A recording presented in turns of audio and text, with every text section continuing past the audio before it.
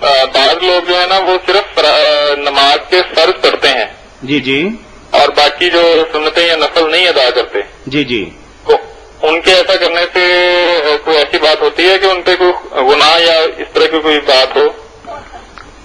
جی مولانا.